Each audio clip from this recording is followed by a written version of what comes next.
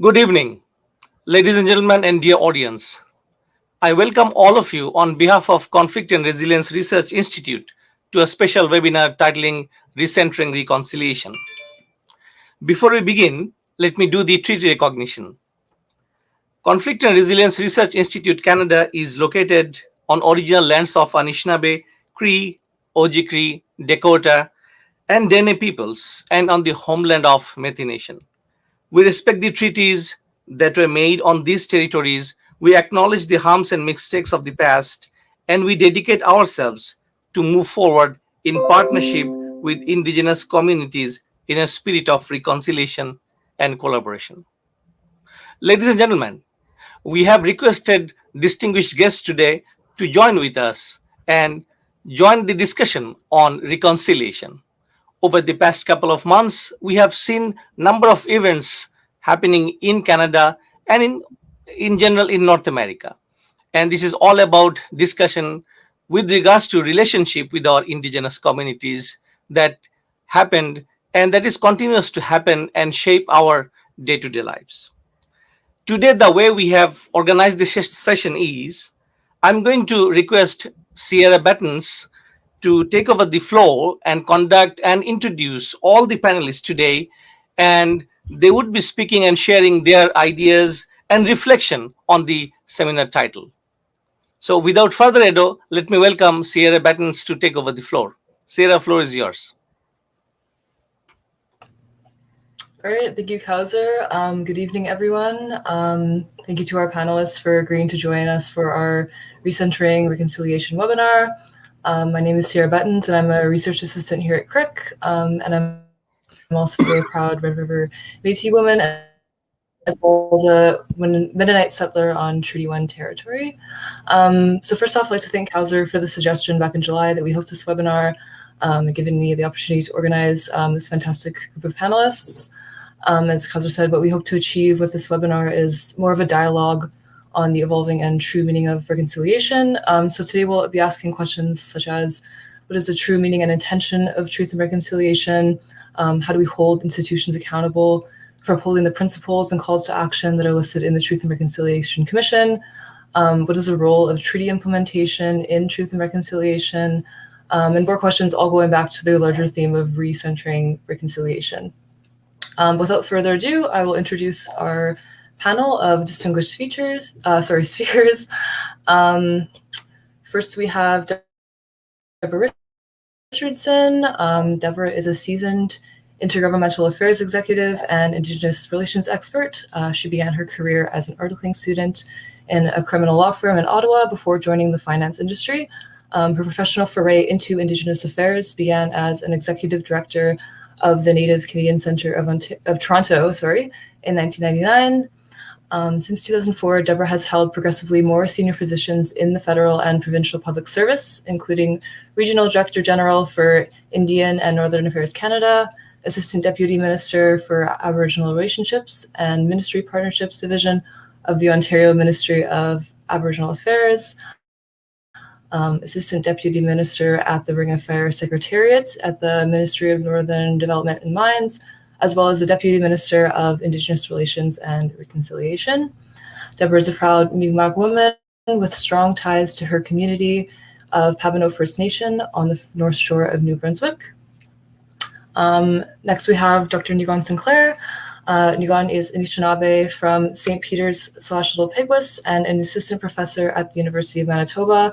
He's a regular commentator on Indigenous issues on CTV, CBC, and ATPN, and his written work can be found in the pages of the Exile edition of Native Canadian fiction and drama, newspapers like The Guardian, and online with CBC Books.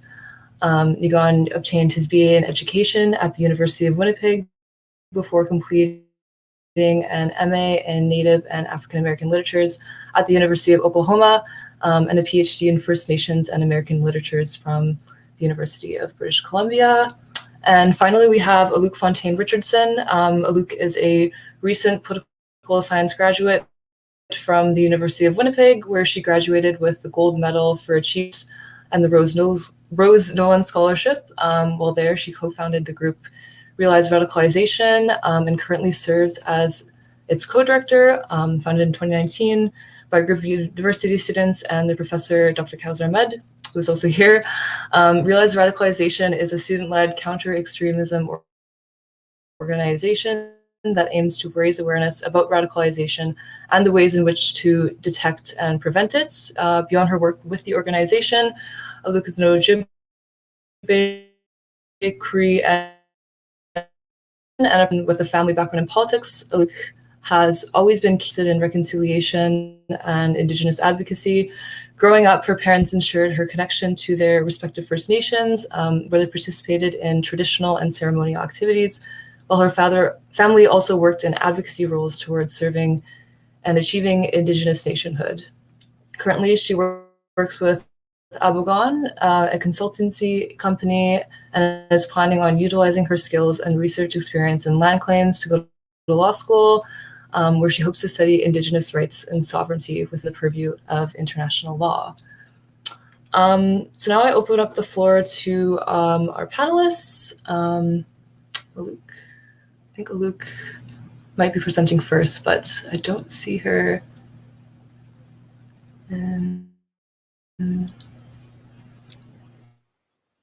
Sierra, we can start with that. Yeah. Oh, and as well, we also have David Newman and Dr. Hall. Oh.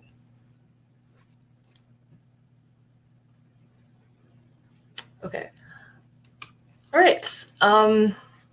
So I'll pass this to floor to Deborah, if you'd be able to present first.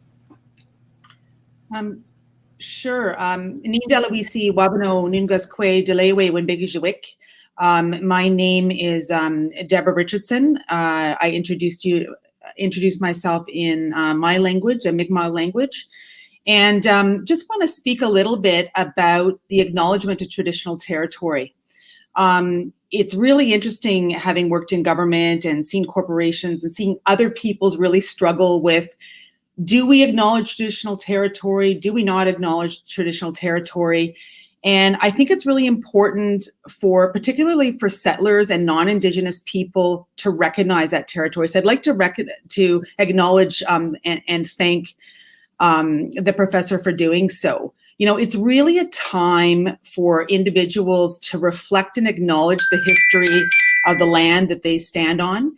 And, you know, for me and many Indigenous leaders across the world, because I've spoken about this in New Zealand and Australia and other places as well, it's really a first step towards public education about Indigenous nationhood, an awareness of treaties or the traditional territory that you're on.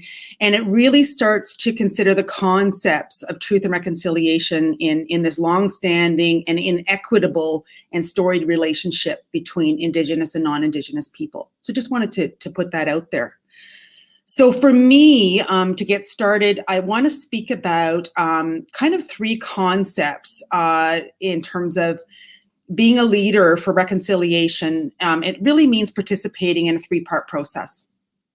So one is to decolonize, which is very challenging in a government and a corporate setting. The second is to indigenize, and only then can you actually lead to reconciliation or to reconcile. So I want to speak a little bit about reconciliation or decolonization, which really means dismantling systems and ideologies that privilege white Western modes over other ways of thinking or being. And that actually starts with truth and accepting of that truth. And that means listening to survivors, it means listening to elders, it means listening to leaders. And how do you learn that truth? It means having those conversations, but it also means through education. And, you know, some of the things that, you know, I've led within a government setting is, you know, making Indigenous cultural competency training mandatory. And it's not just a one course, check the box. There needs to be dialogue, application, measure how it actually worked and how you're applying that training, but also what's the ongoing training and journey. So we worked with elders and traditional people for the development of what we call Bimimikwe training with the justice sector, for example. Worked on mandatory Indigenous curriculum content throughout elementary grades, and we just released 10 high school credit courses. So it's about education and that truth. So that's really, really important. To decolonize also, like in a government setting or a business setting or an academic setting for that matter, the folks here could speak better to that. But it's, really looking at your hiring practices, for example. Are evaluations skewed in a way that perpetuates the status quo? It also means actively accepting the value and validity of Indigenous and non-Western knowledge and informing yourself about them. And I mean yourself like an organization or leaders within the organization. And it needs to be a purposeful corporate process. So reviewing policy by policy, critique and identify where certain policies or approaches are biased. And it should also be informed from an Indigenous perspective. So that's where I want to get into in indigenization. I'm going to give you some really good examples of indigenization that in terms of real concrete examples of application. But that means how we revise the policies and procedures. So it means opening up and integrating Indigenous knowledge and values into all that we do. Indigenous knowledge shouldn't be just siloed, like it's over there. It's Indigenous specific services or programming. It needs to be across the board within the place that we're talking about, whatever the institution is. And the most important piece is it has to be done in partnership with Indigenous peoples. And speaking of Indigenous peoples, but I don't want to distract from that, we also should be recognizing that First Nations, Métis, and Inuit are quite different. And First Nations, it's really good. We have to acknowledge from a nation perspective and from a government to government relationship. So that's also a really important principle when you're starting to indigenize the way that you do things within your particular institution. And then the final step is obviously reconciliation, which means informing yourself on the past and present day issues affecting Indigenous communities, repairing damaged trust through ongoing relationship building, and following through with reparative actions. So it's not good enough to say, I'm sorry, or acknowledge. You actually have to put some action behind what you're doing, and a real cultural change, not just to check the box. I did that. I said a traditional acknowledgement. I did whatever. It needs to be actually meaningful. And then I think what's really important is what can you, and I mean you, the collective, everybody do to educate your family, have discussions around the dinner table, participate in sessions like this, and then how can you translate that into a workplace and your professional life? But really it's about making personal and sustained action towards reconciliation. So some really concrete examples I want to give you are, when we actually did the apology in Ontario after the Truth and Reconciliation report came out, we were the first province out of the gate, worked with First Nations, Métis, and Inuit leaders. We worked with the three political parties because we didn't want it to be political. For those who know government, it's really hard to work horizontally. We worked with 18 ministries. And came up with a real concrete action plan around, addressing the legacy of residential schools. Working with the Mohawk Institute in Brantford to make sure that they had capacity to expand so that they could continue to address the legacy and speak about the history. Closing the gaps and barriers. We developed a lot of different programming that were culturally relevant, as well as a lot of work around the justice system. We were really lucky to have. Sorry, I'm so sorry. Internet, my bad. Oh, no problem. Another concrete example was we changed the oaths for all public servants to recognize Aboriginal and treaty rights. We also introduced legislation to recognize the first week in November as treaty recognition. So this is all about the truth. and starting to educate the mass public, I guess you could say, around Indigenous issues and treaties. We also listened to Indigenous partners around the need to accommodate the recognition of the registration of single names. For those who don't know, over the course of the 150 years, Indigenous children were either forced to assume religious names, Christian names, or non-Indigenous names while they attended residential schools. So that was pretty significant, making sure that we could accommodate single names, and also waiving fees for people who needed to wanted to change their name back to the name that they were given. Other concrete examples of reconciliation are listening. Northern communities in the province, heavy reliance on diesel. They wanted to participate in the economy. They wanted clean energy. It took 20-some years before they were able to actually realize a wonderful partnership that I had the honor of being involved in, where it was the federal government, it was a big power company, it was 24 First Nations, where they actually own the power company that's electrifying the north. So that was a pretty significant piece, and many people were trained in the field. The most recent example, before I wrap up, was vaccine policy. So the then regional chief was involved on our vaccine task force, which involved lots of doctors and cabinet ministers, and really being able to advocate that, First Nations on reserve were the first priority in the province of Ontario to be vaccinated. And that piece was really clear. But the other piece that was interesting was the data, because the province wanted to collect data as it related to who was being vaccinated. And the Indigenous community felt strongly that they didn't want the province to hold that data. So making sure that we worked with Indigenous partners to know that they were collecting that data, the province needed to be okay with that in terms of the ownership of the data, because First Nations wanted to control where that ownership went. So those are just some really concrete examples of what we've tried to do from a practical perspective. And through the Anti-Racism Act, which was kind of my other hat until I moved to Treasury Board, we also actually introduced legislation where we collect race-based data in different sectors.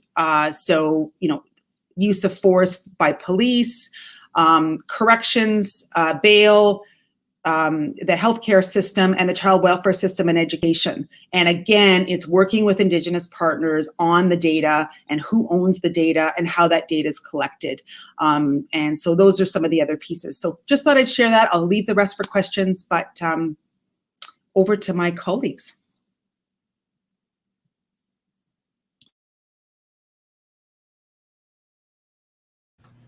All right, thank you so much, Deborah, for that presentation. I will now invite Dr. Negan Sinclair to take the floor. The floor is yours. Okay, can everybody hear me okay? Okay. Yeah, so bonjour de Maganaduk, Niigaanwewidam, Indigenous Namakoshin, Dodem, Niigaanwewidam, Omayayan. It's a pleasure to be here. Pleasure to share with the language of the territory here. I don't want to take up too much time other than to say, there's lots of different intersections that are happening in the country at the moment, and we happen to be in the center of it here in Treaty 1 territory here in Winnipeg. This is really the center of where reconciliation has, in its modern process anyways, has found its most legs. It's the place in which the most amount of achievement, the most amount of solutions are in this place, mostly because we have a significant proportional Indigenous population that is involved in the mainstream, probably more than anywhere else in the country. So here in Winnipeg, every single person works with, lives beside, or is married to an Indigenous person. And so, we're about 20% of the population here in Winnipeg, or actually what the Cree word for this place is Nestawea, which means 3 points. And so this place has been occupied for thousands of years. But, in this place right here, we've got more Indigenous peoples involved in the mainstream, which is really an interesting kind of critical mass involving changes happening so rapidly that people confuse it most often for racism. And they say things like, oh, Winnipeg's this racism capital of the country. The fact is that we are not the most racism capital. In fact, when you play the Racism Olympics, there's no gold medals. People in Toronto like to call people on the prairies in Thunder Bay and Regina and Winnipeg as being places of racism. In fact, we are not the places of racism. Canada is a racist place, and we are at the front lines of that racism. And so we experience that racism for the most part because we have such a high proportional representation. But what that also tells you is we have more people embedded in solutions, in embedding the processes of everyday relationships, figuring out workplaces, for example. So the very first territorial acknowledgements took place here. The very first moments of looking at Indigenous peoples leading mainstream political parties was here. The very first time that you see Indigenous peoples heading into major institutions throughout the country. There's a reason why many of the national chiefs for the AFN come from here. The leader of the Métis organizations come from here. Of course, this is the homeland of the Métis Nation. So what I'm saying is, I'm a bit biased because I'm a product of this place. I was born here. I live here. I grew up just north on the Red River in what we call the Red River Settlement, the homeland of the Métis Nation, but I come from Anishinaabe and Cree people in a place called Peguis First Nation, or Little Peguis. But we are also the site in which some of the biggest atrocities of Canada have taken place. And so, for instance, my community was forcibly removed in 1907. So what happened was that our community was scattered throughout the Interlake and through northeastern Manitoba, throughout into Saugeen, all the way down into Couchiching Treaty 3 territory. My community scattered all around. And so, when we were forcibly removed off the land, if we looked at any other country in the entire world, we would call that ethnic cleansing. But in Canada, they call it progress when they move Indigenous peoples off the lands. And it wasn't just my community that's been forcibly removed. It's also throughout the north. Manitoba Hydro has flooded out dozens of communities. So people are living even today in hotels. There's communities that have been forcibly removed for resource projects, mines, pipelines, other extraction projects. Right now, there's a continuing struggle over the issue of silica sand, which is the sand that's used in fracking projects right here across the world. But it's that particular type of sand is found right here in Manitoba. So, Indigenous peoples are still moved off the landscape by governments, but yet we still continue to resist, and we continue to find solutions. And some of those solutions you've heard Deborah talk a little bit about that are happening in Ontario. In this place, one of the biggest solutions right now is in the areas of cannabis. And so there's some really interesting developments happening with cannabis, and some communities that are trying to figure out ways of economic production through cannabis. And there's also other economic productions that are being done. But, as is most famously said in one of those famous proverbs, you can have all the money in the world, but you can't eat it. And so money is not the solution, and nor are Indigenous peoples capitalists. We are not capitalist people. We don't come from capitalist underpinnings. And so our principles are about sustainability and about relationship with the land, kinship with the land. And so there's been more and more movements for Indigenous peoples to find ways in which we can operate productively, sustainably within an economy today, a 2021 world, but then also maintain faith or maintain connection to our traditional teachings of who we fundamentally are. Because we don't own the land. If anything, that land owns us. And our relationship is with territory. Our relationship embedded within our languages, within our everyday practices, within every aspect of our life is about trying to figure out how do we operate with the flow of the water, not against it. And so and sometimes it's necessary to go against the flow of water, but it's for the purposes of trying to learn about that experience, not about destroying it and building a dam and all these other kind of things that are continuing to embed themselves within our processes. And so we have a real interesting point here in Winnipeg in which reconciliation has really become, in many ways, a very hopeful word, particularly in the early stages in which the TRC, for example, was born in this place. My father was the head of it, and alongside Wilton Littlechild and Marie Wilson. There's a reason why the TRC offices was here, because this was really the place in which it began. Notice that when it started out east, it failed so quickly. And most of that is because of the great amount of challenges and rancor that I would say between Indigenous and settler societies out in the East. and the fact that there's still issues in which just coming to the table is a problem. So, here in Thunder Bay and places like Saskatchewan, throughout Saskatchewan, there's some real opportunity, I think, that you will not see anywhere else in the country. And that goes into, for example, one of the volunteer groups that I participate in. It's a community patrol group that we do. And so we're called the Mama Bear Clan. We're amongst many, many different volunteer groups. There's also the Bear Clan, which is a separate group. There's also the Initiative, right, which is another youth-led group. There's many, many different other groups. Meet Me at the Bell Tower, which operated until very recently. Peace marches led by Indigenous peoples who take over their community in an urban setting, creating productive options, protective pathways for disenfranchised, marginalized communities like Indigenous women, like Indigenous youth, like people who are addicted. You're trying to give opportunities and life and energy to those areas, often in urban settings, places in which we've been forcibly removed, as I mentioned before. My community, a city plopped up right on top of us in the city of Selkirk. And so, there's lots of different ways in which we can look at what's happening here in Winnipeg. And I'll just draw your attention to a few other things that are happening, I think, as we come up to the federal election. So we're now in the midst of a federal election. We're on day one, really, today. Today is the first day of real campaigning. And so you're going to see a really interesting conversation happening throughout the country, but really predominantly a lot in Winnipeg, Thunder Bay, and Saskatchewan. And it is, what is the role of reconciliation with a government that continues to embed itself in the process of economic extraction?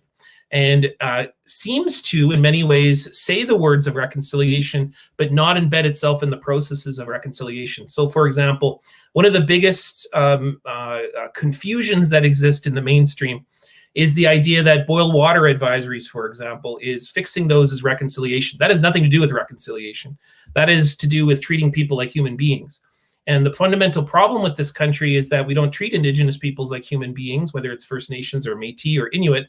We don't treat them like human beings. And when we do treat them like human beings, we call that reconciliation. That's not reconciliation. Reconciliation is justice. That's returning stolen land.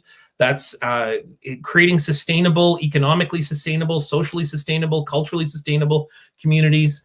That's taking the leads from Indigenous peoples that then they will co-govern areas, like, for example, co-governing treaty areas, getting rid of these sham ideas of provinces, and then thinking about ways in which we can co-govern with Indigenous peoples. That's the long-term vision. Of course, that's not going to happen overnight.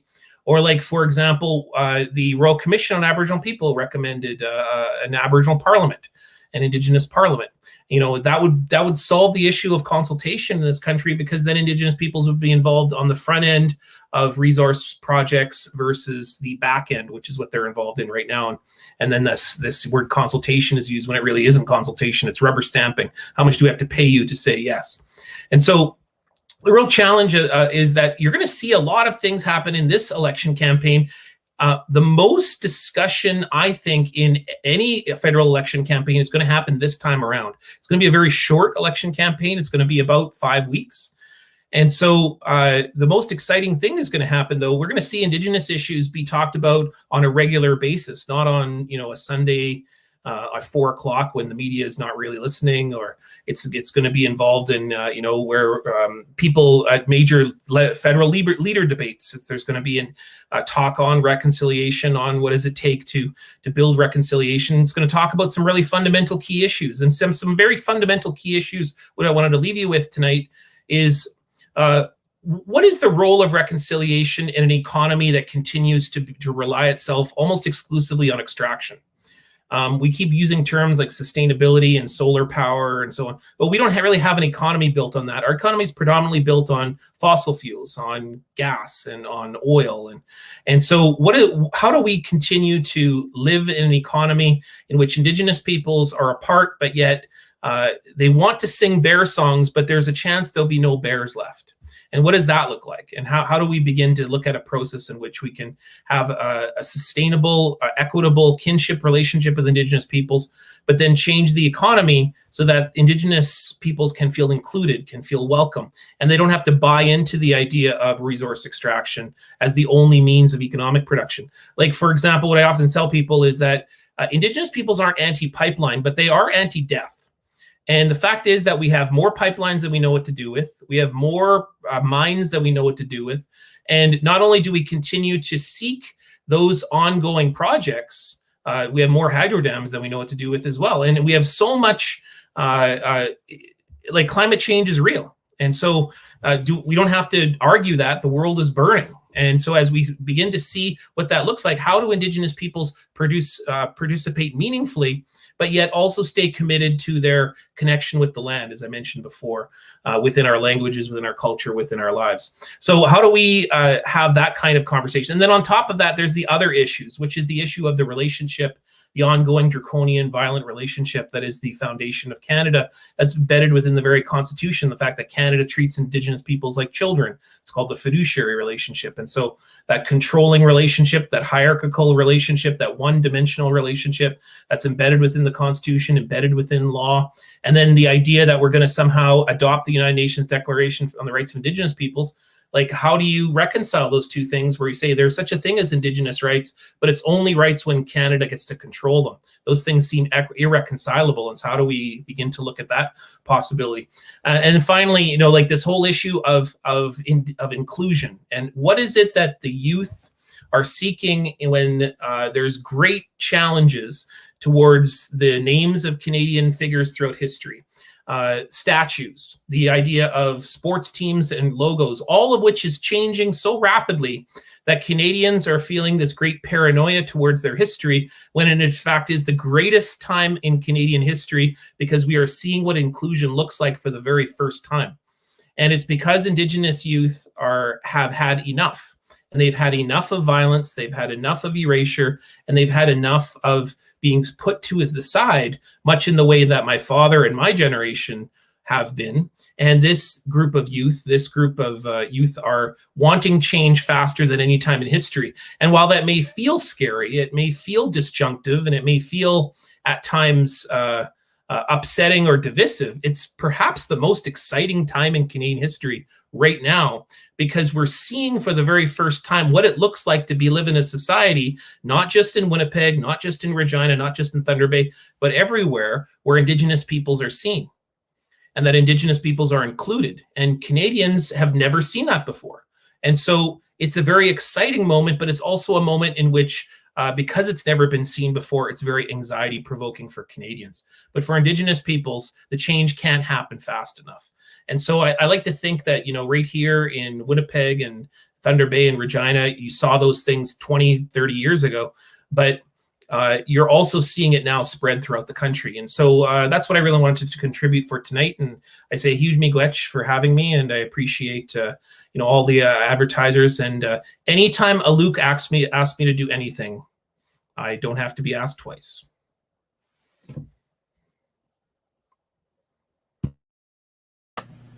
All right, thank you so much, Dr. Sinclair. Fantastic presentation. But I now want to open the floor to David Newman and Dr. Niigaanwewidam, who are both directors and advisors at CRRIC, and they just have a few comments and questions to ask our panelists. Yeah, I just wanted to express my appreciation for the wisdom and candid sharing of Deborah and Negan so far, and looking forward to Aluk. I have nothing to say. I'm here to learn, and have been doing this thanks to Negan's mother many years ago, saying that I'm the one that needs the mentoring. And that's very true, and I took that to heart. So I've become a student of the Indigenous peoples and newcomers from other countries who have an Indigenous colonized background. So I continue to be here to learn, and I'm grateful for what I'm hearing from the speakers here tonight. I do want to give a plug to Rotary and Rotarians who are on the learning process too. It's an attempt to mainstream healing and reconciliation and trust building. And I'm absolutely thrilled that Rotary had a part in the transformation of Negan Sinclair as a Rotary youth leadership educated person, and also as a Rotary exchange student in South Africa. And my goodness, what he's been doing since then has been transformational for many, many others, and he continues to serve above self in everything he does. I'm very proud of Niigaan and his dad, his mom, and the First Nations and other Indigenous peoples of our great land, Inuit and Métis. So, Halal, I turn it over to you.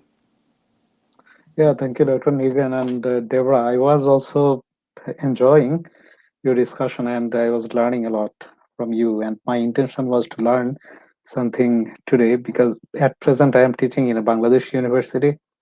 And most of the time we speak with young people about the indigenousness and indigenous youth. One of my areas of interest is youth, how youth might be mobilized well in mainstreaming, especially the Aboriginal youths in Bangladesh as well.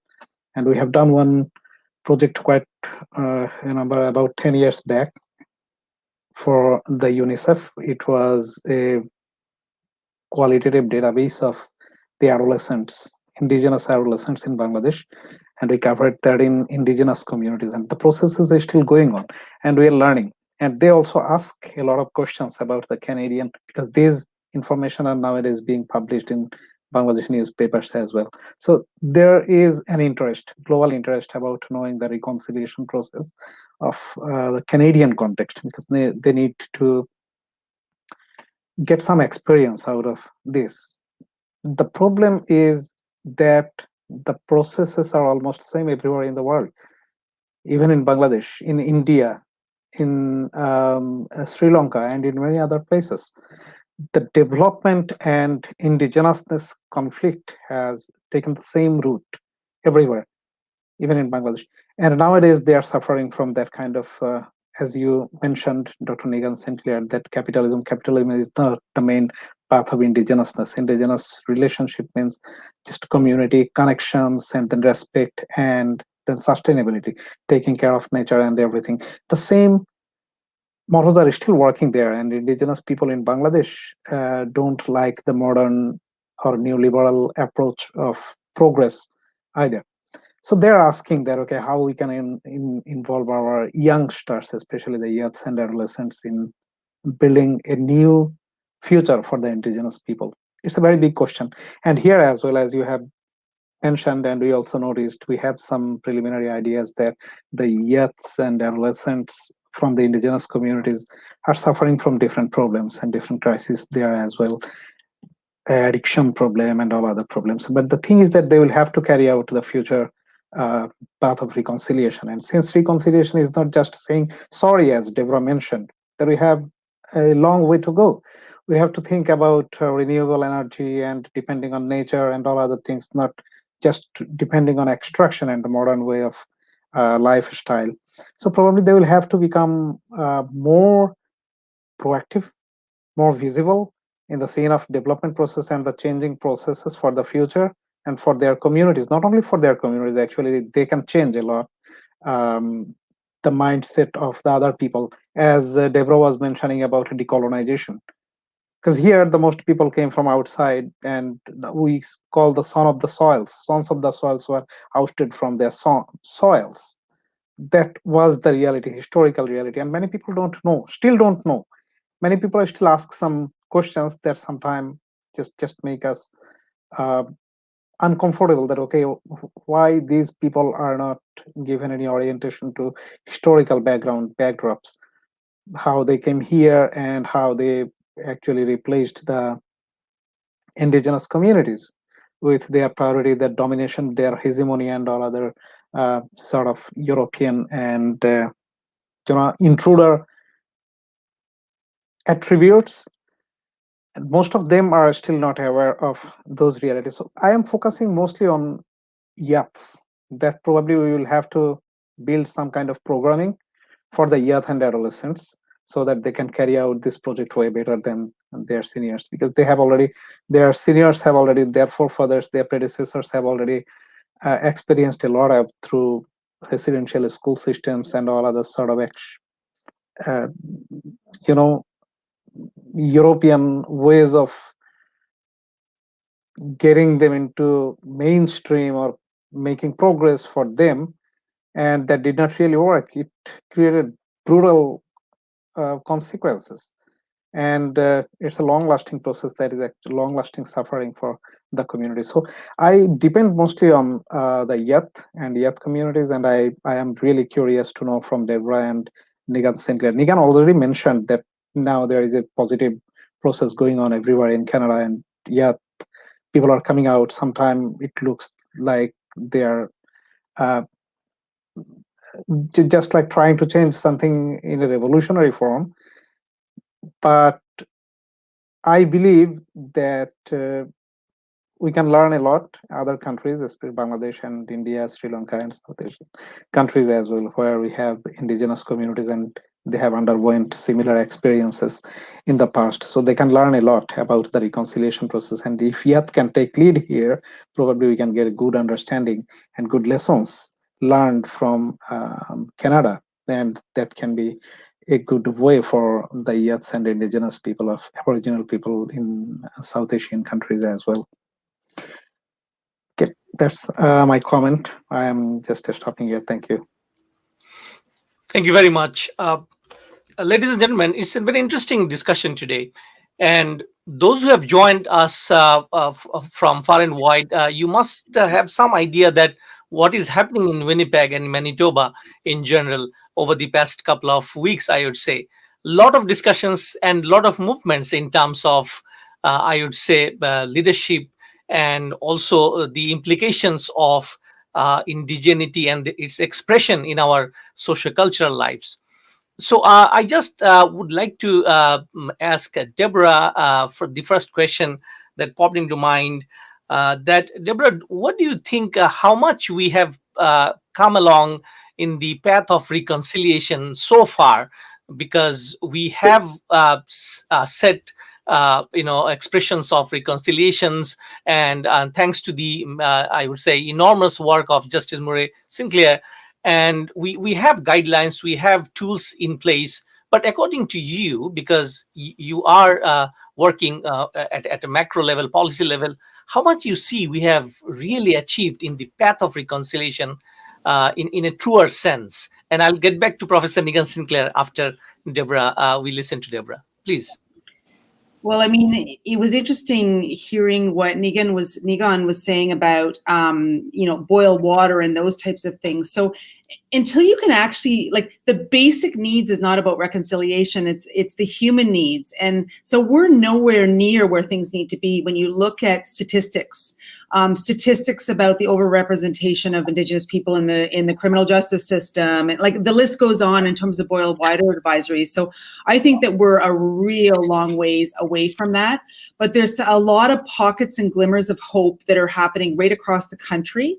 And, we have to be able to take that momentum and keep it positive, because I'm a firm believer that negative energy attracts negative energy. When you're positive, other people want to jump on. And when you talk to the youth, I have 5 First Nations youth who are children in my household, or young adults. And they're very interested in these issues. They're very active.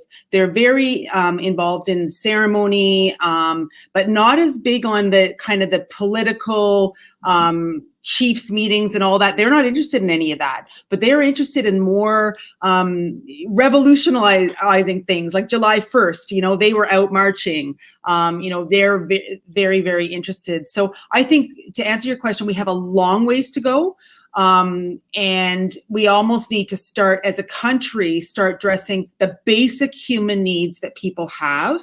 And nobody can disagree that, how the spirit and intent of what happened when settlers came isn't what actually happened.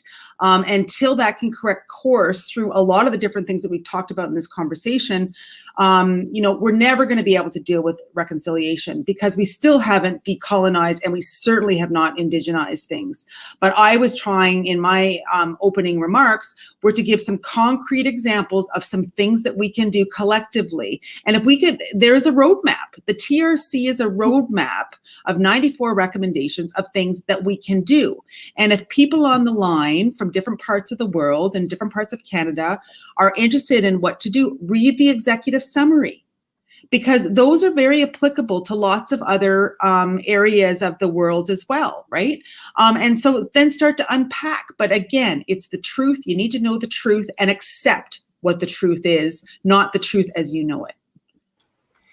Thank you so much, Deborah. My next question to Professor Negan Sinclair, and I take the cue from Deborah's comment as well, because I was also preparing to ask a question on that line.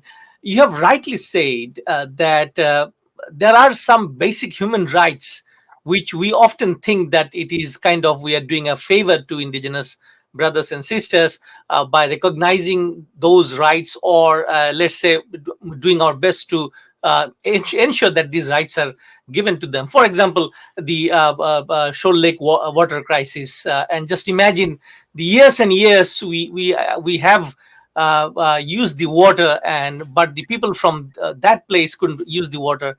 Think about the Barther alert, which was just taken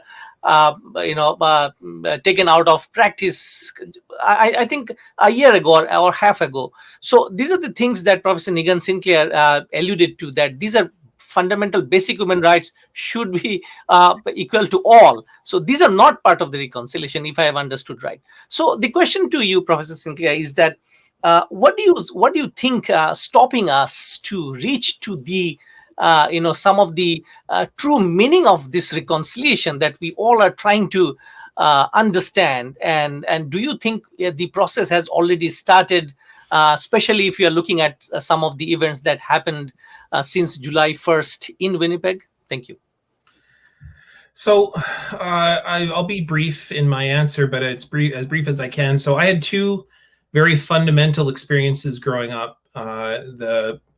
Besides being an Indigenous person, living as a refugee, I was a refugee growing up, meaning I was forced. As I mentioned before, my land had been stolen, and even though I never knew it, and I grew up surrounded by Indigenous peoples on a reserve that wasn't a reserve anymore. And so now the two experiences that I did have that helped me to understand the experiences that I had lived in my life, but it could never give language to, was I got to watch South Africa go through the first all-race elections in 1994. David talked about my experience as a Rotary Exchange student. Rotary gave me that opportunity. That is a almost exclusively non-Native organization, but took the time and the energy and the commitment to believe in me and to give me that space. And I'm very dedicated to Rotary. I believe a lot in that organization. I'm also a Paul Harris Fellow, so I take being part of Rotary very seriously.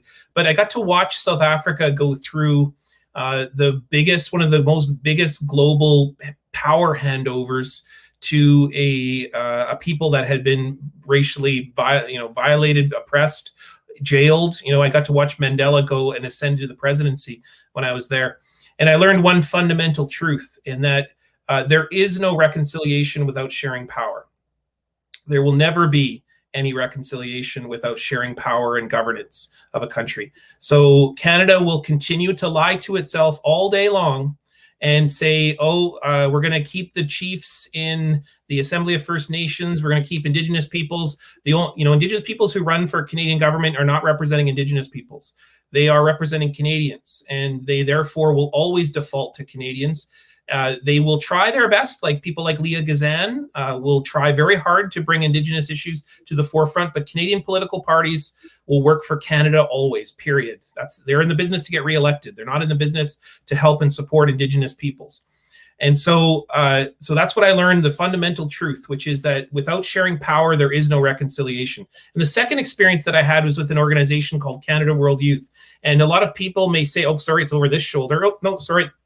This shoulder, sorry, right there. If you can see at the tip of my pen, I went to Sri Lanka for a year, and I got to watch a country in civil war.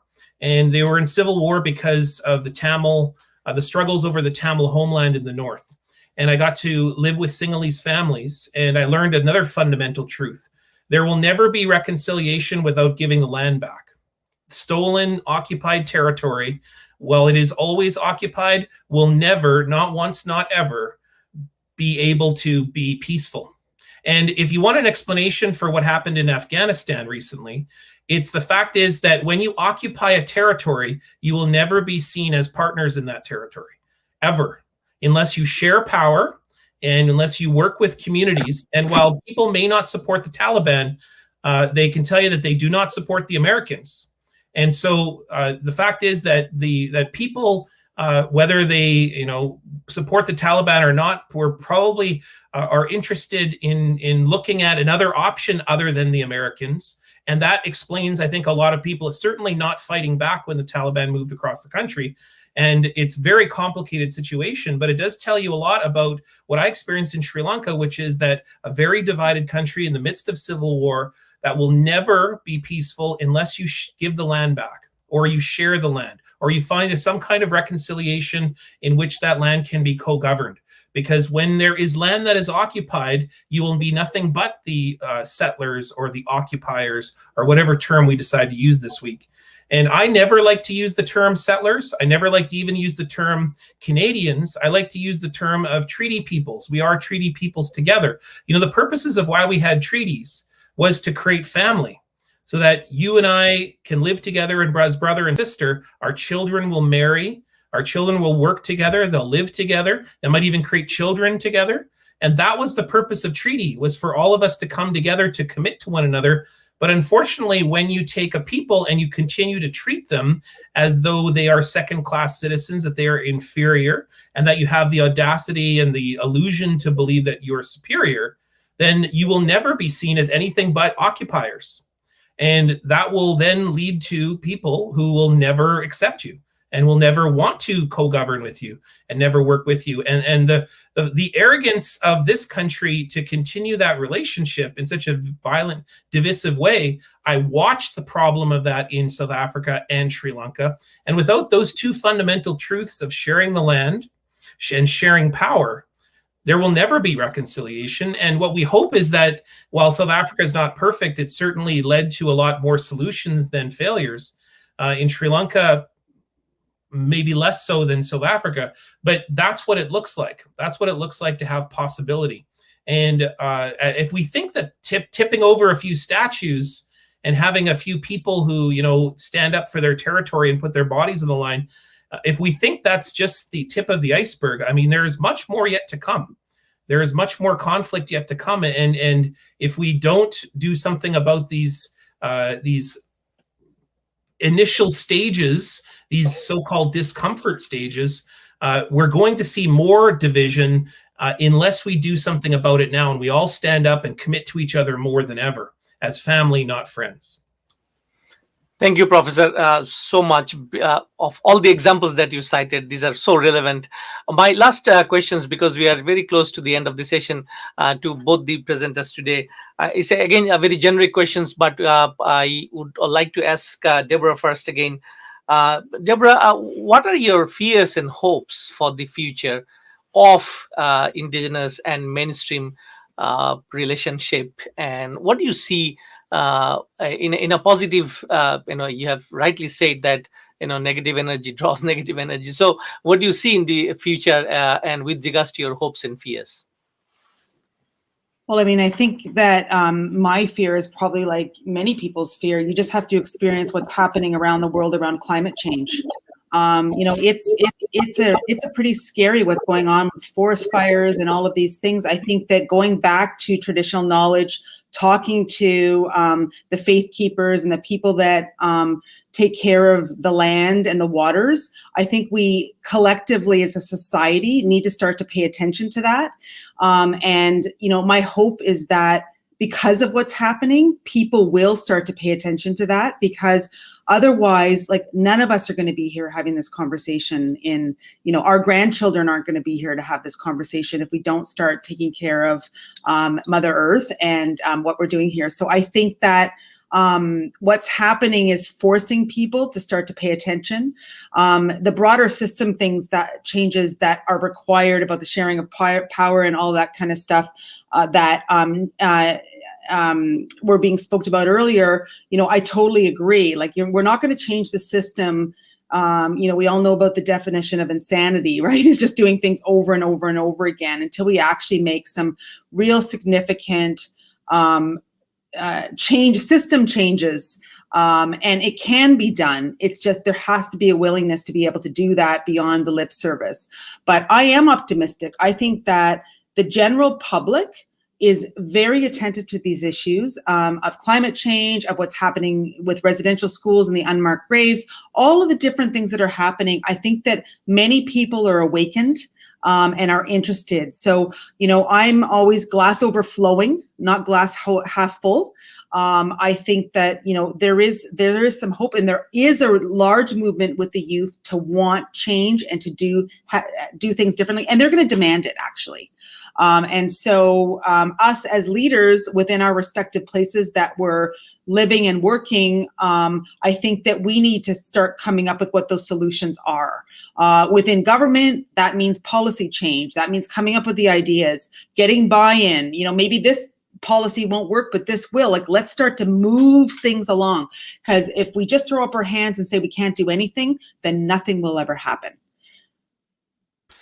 Thank you, Deborah, very much. Professor, I come back to you once again with the last part of question.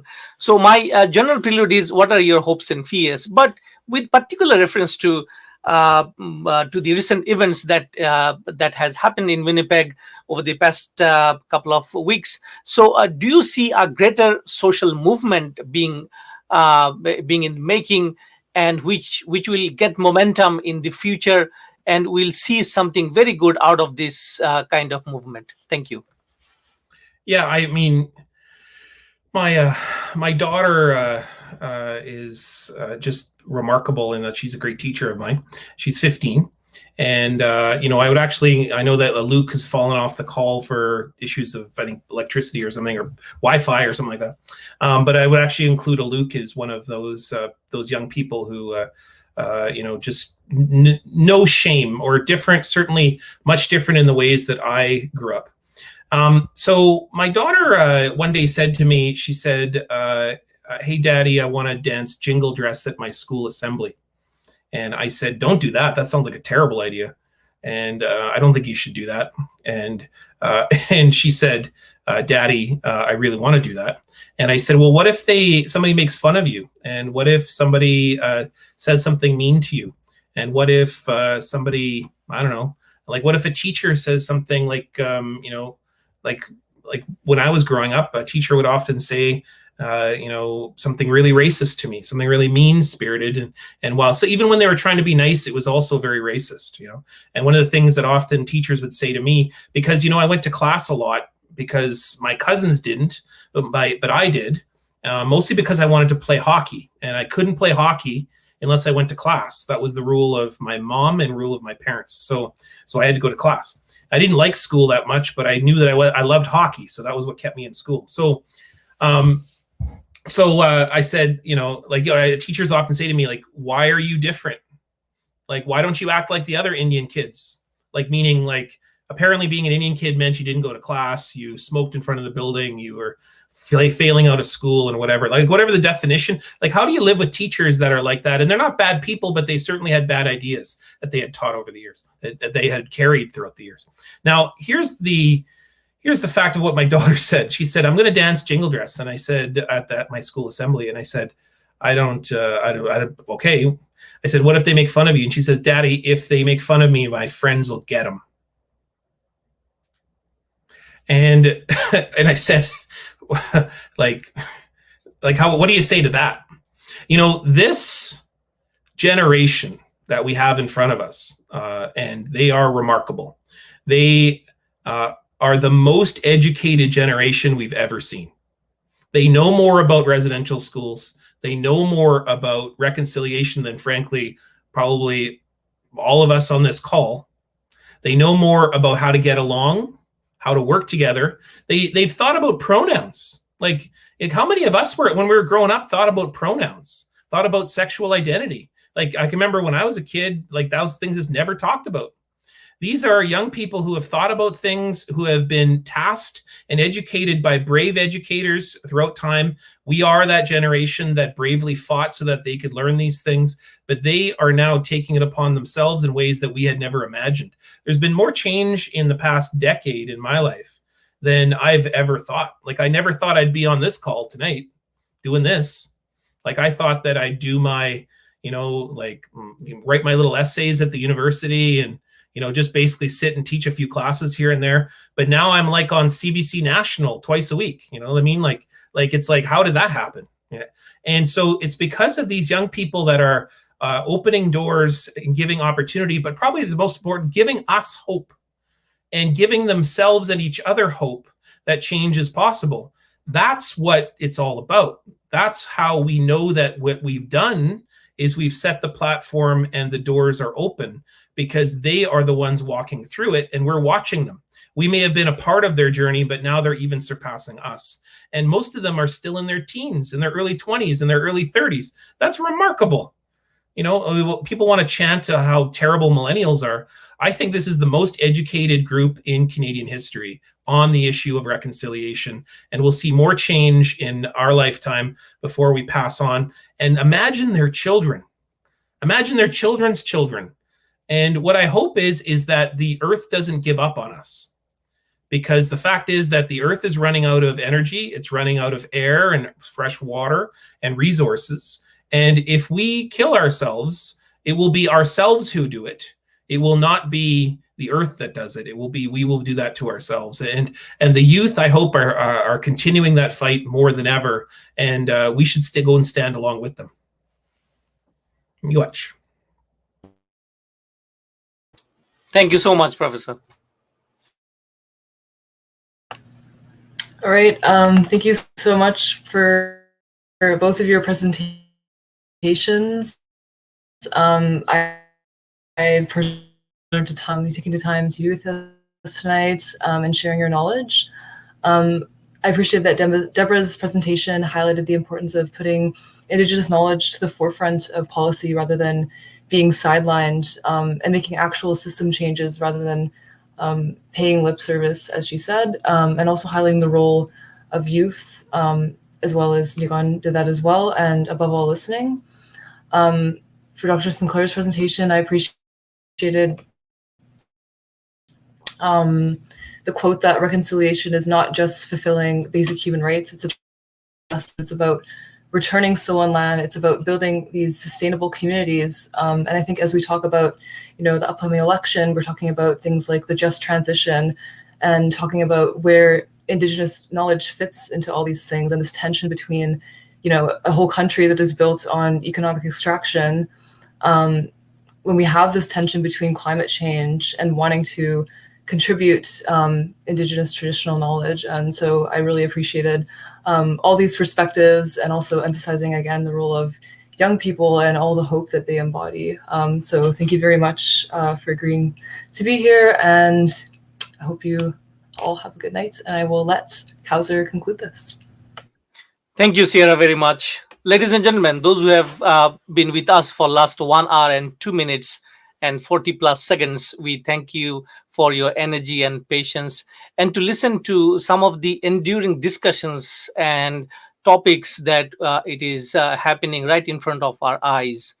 Both the speakers touched upon, I would say, very important points as we had been listening to them. For example, think about Professor Sinclair. He said that unless power is shared, there is hardly any progress or true meaning of reconciliation. And he has seen personally, traveling to Sri Lanka and South Africa, how things are unraveling after the reconciliation, formal process of reconciliation started. And that is very important.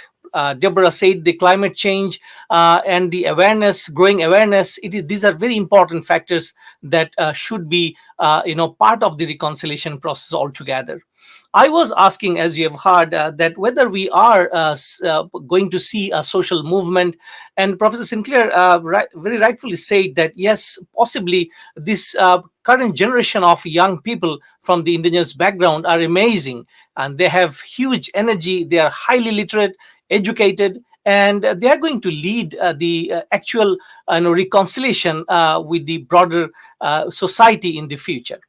Ladies and gentlemen, I just would like to finish this session by again quoting Professor Sinclair a little bit here, with his permission, sir. So he said that the windows and doors are open, and I'd like to echo with him that Let us open our windows and doors of our hearts, our mind in Canada, so that the true air of reconciliation pass through, and it changes our lives. It changes the lives of all of us surrounding. Just because the reason that we are treaty people, we are not settlers, we are not, immigrants, and etc., etc. We all live here side by side. So with this note, I would like to conclude this session. But before I go, my round of apology for late start. We had some troubles in terms of technology today, just to in the beginning, but it was managed somehow, and I'm very grateful to some of my workers working in the backstage, and we do apologize profusely. And we are very thankful to David Newman and Dr. Halal being with us. David Newman, our chief advisor, Dr. Halal, our director of Conflict and Resilience Research Institute, Canada. From our center, we institute, we promote dialogue, as you have seen today, and we look forward to bring Professor Negan Sinclair once again and Deborah in the dialogue session, because we believe in reconciliation. So with this note, I will conclude. Good night, and have a nice rest of the day, and wherever you are, be safe and stay well. Goodbye.